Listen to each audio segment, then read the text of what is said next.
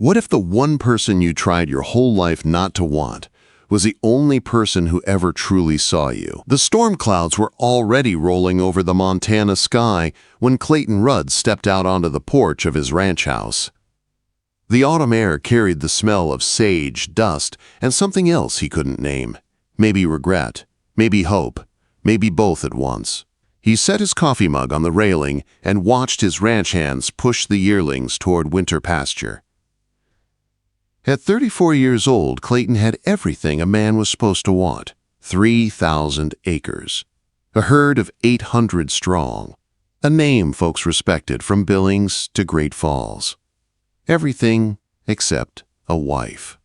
And lately, it seemed like everyone in Cedar Ridge thought that was a tragedy. Clayton remembered Mrs. Hattie Drummond's voice just last week, sharp as a sewing needle while she'd stood on this very porch. A man like you ought to have little ones filling this house. It ain't natural, you rattling around in here alone. He'd smiled politely, the same way he always did, while she listed another perfect woman for him to meet. He'd already tried. 5. 5 women. 5 polite rejections. 5 rides back home wondering if there was something broken in him, but deep down, he knew better. He wanted something real. Something steady. Something warm enough to melt the cold nights and strong enough to weather the hard ones. He just didn't know where to find it. The door behind him opened with a soft creak. Ella Torrance stepped out, wiping her hands on her apron. She offered him a warm smile that didn't ask anything of him. "Coffee's getting cold," she said, taking his empty mug. Her fingers brushed his. Too soft, too familiar, too dangerous. "Thanks," Clayton murmured, watching her head back inside. Ella had been in his house for 4 years. She had walked into his parlor with her chin lifted and her voice steady, even though she had lost her husband only weeks earlier. She'd been desperate, cold, and stubborn as a mule. "I can cook, clean, mend, and keep accounts," she'd said. "Room, board, and fair wages. That's all I ask." He'd hired her on the spot. 4 years later, she was the quiet heartbeat of the house. She knew every creaky floorboard and every broken hinge. She kept the ranch running smoother than any hired man he'd ever paid. But she wasn't his to want. Or so he told himself. 3 riders approached from the main road, dust rising behind them. Clayton recognized Tad Crowley in the lead. His friend. His rival. A man who could charm a rattlesnake if he wanted. "Morning, Clay," Tad called as he reined in his horse. The 2 hands behind him followed, silent and respectful. Clayton nodded. "Morning." Tad wiped sweat from his brow. "Heard the cattle buyers from Chicago are coming next month." Clayton's brow tightened. Those buyers were picky. They paid big, but only contracted with ranchers who had stable operations, often family operations. "How many head are they looking for?" Clayton asked. 500. Premium stock only. Clayton gave a slow nod. "I can meet that." Tad's grin widened, half friendly, half provoking. "Maybe, but you know how buyers are. They want men with families. Wives who can host them. Makes a place look settled." Clayton felt the jab land deep. He kept his voice calm. "We'll see come spring." Tad tipped his hat. "We will." When the riders disappeared down the road, Clayton stayed on the porch longer than he needed to. Tad's words scraped at him like sandpaper. A man wasn't complete until he had someone waiting at the window for him, someone who cared if he came home at all. The door opened again. Ella stepped out with a second mug of coffee in her hand. She sat beside him, the way she had started doing in the quiet early mornings. "Trouble?" she asked softly. "Nothing I can't handle." She didn't push. She never pushed. She just sat beside him, looking out at the valley like it belonged to both of them. Clayton stole a glance at her. At the warm brown of her hair, at the steady strength in her posture, at the small smile she wore when she looked out over land she had come to love as much as he did. Not beautiful in the way women in town were beautiful, but beautiful in a way that stayed with a man. Beautiful in a way that felt like home. "I should get started on laundry," Ella said, standing. "Ella?" She turned back. He wanted to say something, anything, but all he managed was, "Do you need anything? Supplies? Repairs?" Her eyes softened. "Nothing I can think of, but I'll let you know." She stepped inside, and the house felt colder without her. He didn't know it yet, but that small moment, her hand brushing his voice catching in his throat, was the start of everything. The Helena stagecoach arrived early that day, rumbling into Cedar Ridge like a warning. Mrs. Drummond found him in town before he could even load his supplies. "She's here," she squealed. "Miss Sarah Montgomery, a banker's daughter, refined, intelligent, pretty as a picture." Clayton sighed, lifting a sack of grain onto his shoulder. "You've got tea with her tomorrow at 3, she stated. "Wear your good suit." Good suit, good manners, good impression. A good man for a woman he didn't even know. He thought of Ella, her steady hands, her quiet laugh. Her place at his breakfast table. He pushed the thought away. Sarah Montgomery was everything he was supposed to want. Everything that would make him look settled, respected, worthy of the best cattle contracts. Maybe it was time to stop being stubborn. Maybe it was time to accept the sensible choice. But that night, as Ella handed him a warm plate of beef stew and smiled like she was glad he had come home safe, Clayton found himself wondering something he had never dared to ask. What if the sensible choice wasn't the right one? And what if the right one had been under his roof all along? What if the moment you stop chasing something is the moment you finally see what's been standing right in front of you? The next afternoon, Clayton stood outside the Cedar Ridge Hotel in his good suit, tugging at the collar like it was choking him. The starched fabric felt stiff, wrong, foreign, nothing like the loose shirts and worn denim he wore every day on the ranch. Still, this was what a respectable man did. He took a deep breath and stepped inside. Miss Sarah Montgomery sat at a corner table, elegant as a painting. Golden hair pinned perfectly, gloves smooth and white, her posture straight as a ruler. One look and Clayton knew she was everything a bachelor rancher was supposed to want. Everything, except familiar.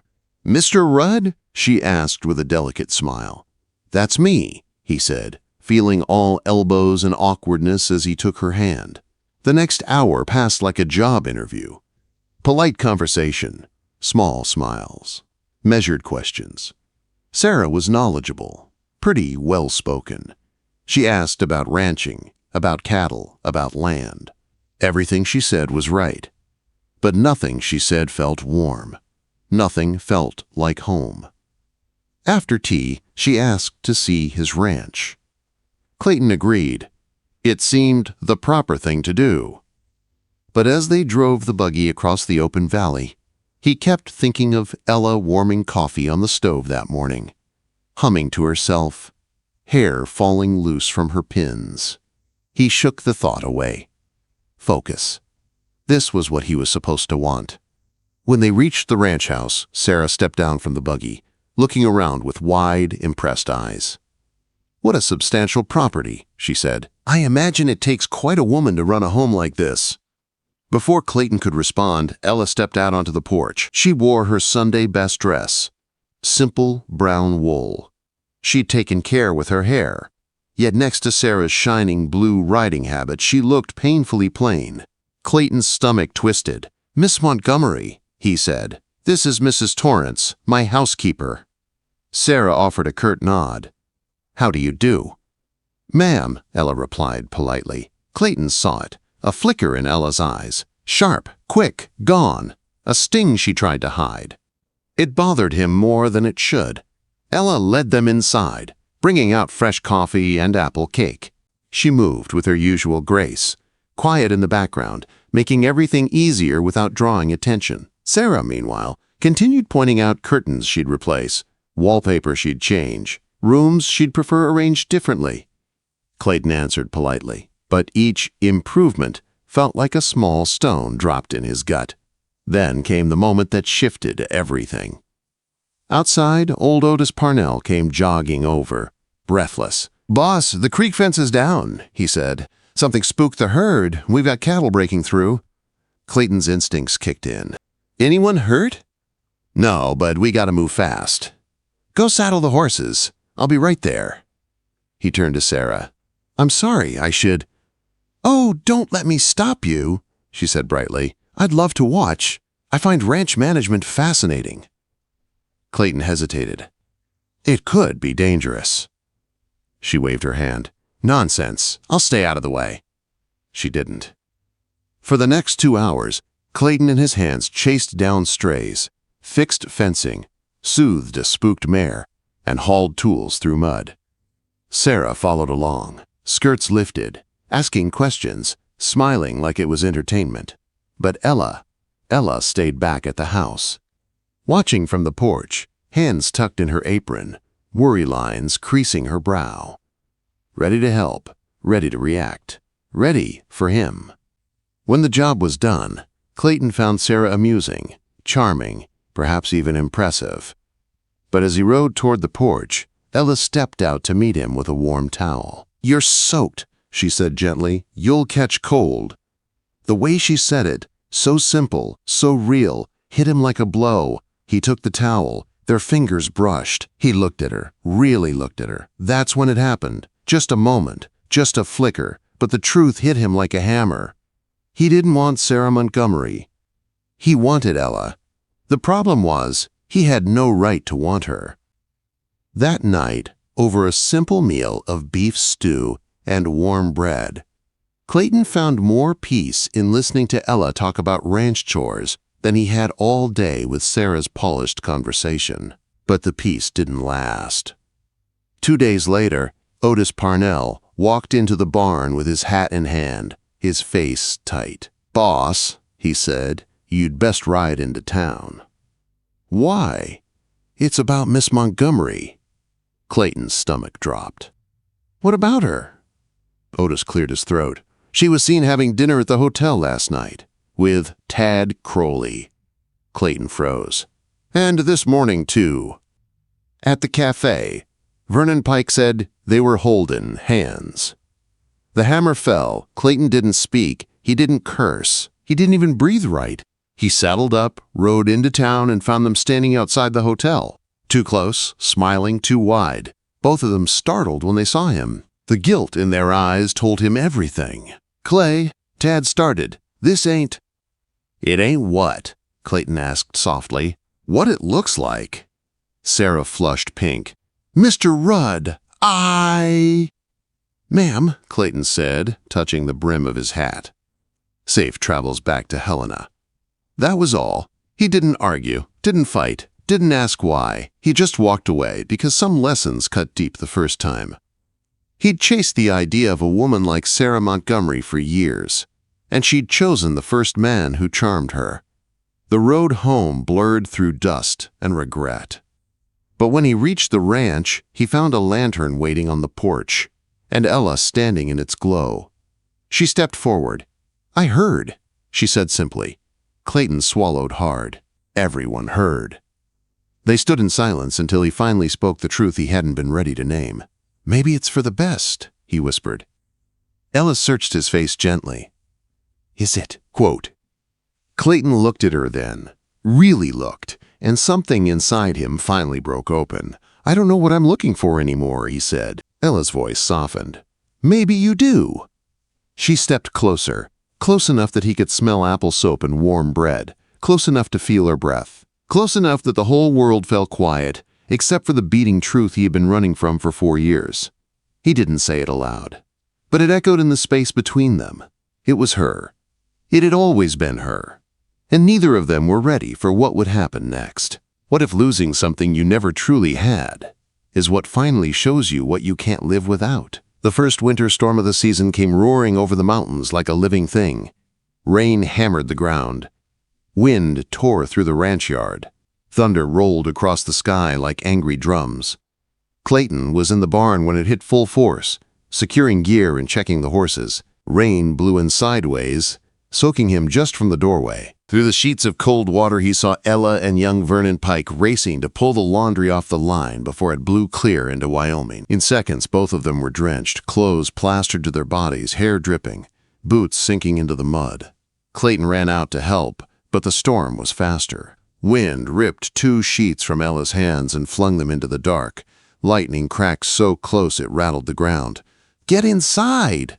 Clayton shouted. They sprinted, slipping in the mud, the rain blinding them. By the time they reached the porch, They were dripping from head to toe. Vernon dashed toward the bunkhouse. "See y'all in the morning."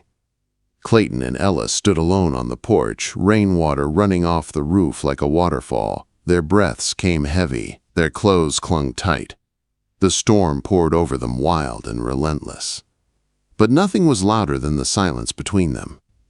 Ella wrapped her arms around herself, shivering so hard her teeth clicked. Her hair was loose, dark curls sticking to her cheeks. Her dress, soaked through, outlined every curve. Clayton tried to speak, but she beat him to it. "I can't do this anymore," she whispered.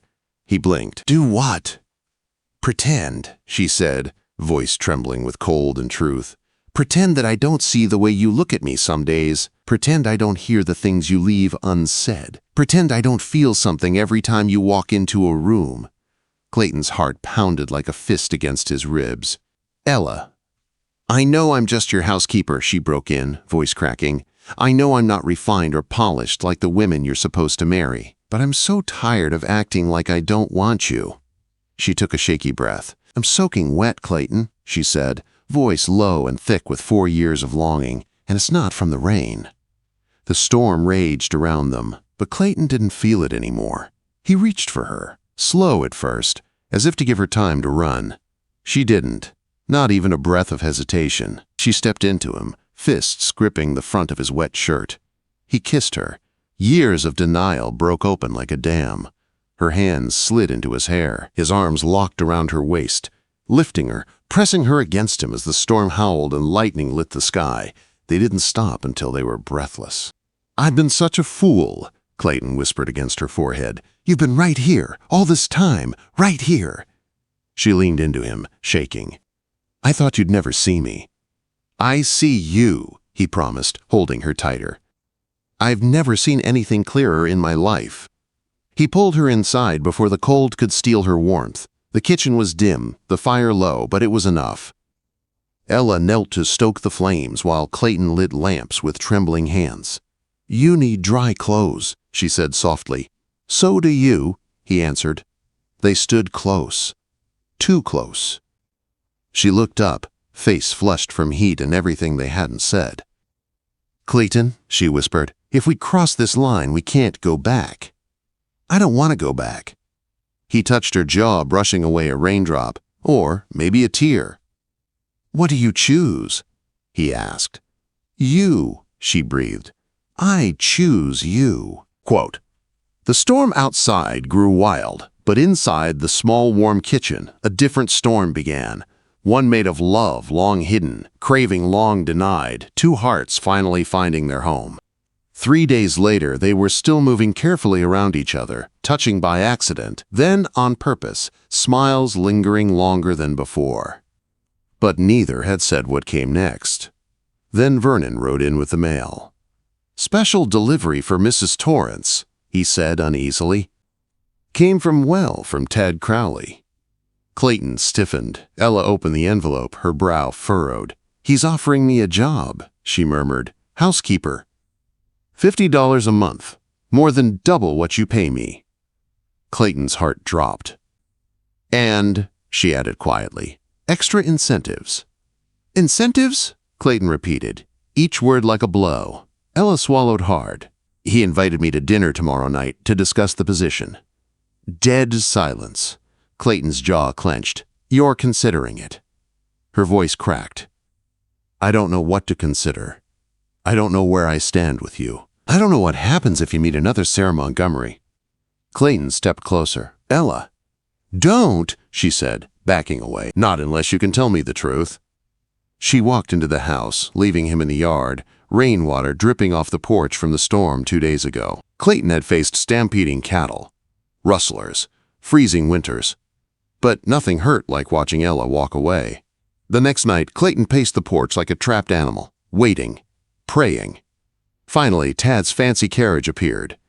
Ella stepped down, her expression unreadable. Clayton's heart felt like it was splitting open.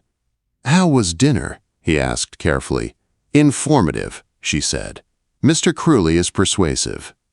"Ella," Clayton swallowed. "Tell me what you're thinking." She lifted her chin, steady and brave.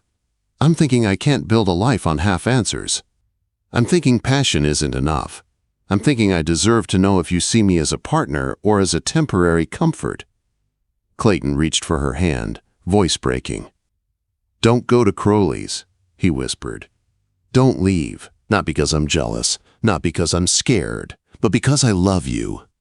Ella's breath caught. "I love you," he said again, stronger now. "Marry me. Be my partner. My equal. My home." Silence. Then her lips trembled into a smile. "You really mean it?" Quote, "With everything I am." She reached into her reticule and pulled something out, his hat. "You left this in the parlor," she said softly. A woman returning a man's hat can mean a lot of things. Clayton felt hope rise like dawn. "What does it mean now?" he asked. Ella placed the hat in his hands. "It means I'm choosing you," she whispered. "I'm staying." "If you'll have me." Clayton swept her into his arms, kissing her hard, kissing her like he'd found the last missing piece of his life. "I'll have you," he murmured. "All my days." 3 weeks later, under a crisp November sky, Clayton Rudd married Ella Torrance in the white church by Cedar Creek. Half the territory came. Even Tad Crowley tipped his hat with a rueful grin. "You got a good woman, Clay," he said. "Don't you dare lose her." Clayton smiled. "Never." Quote. As they stood on the church steps, Ella slipped her hand into his. "What are you thinking about, husband?" she asked gently. Clayton kissed her forehead, full of the peace he'd chased for years. "I'm thinking," he said, "that sometimes what a man spends years searching for was waiting at home all along." Ella smiled softly. "And I'm thinking," she whispered, "that I'm soaking wet." Clayton raised a brow, teasing. "Not from the rain," she added, cheeks pink, "but from being this happy." He laughed, pulled her close, and together they stepped into the bright Montana sunlight toward the life they would build, side by side, heart to heart, forever.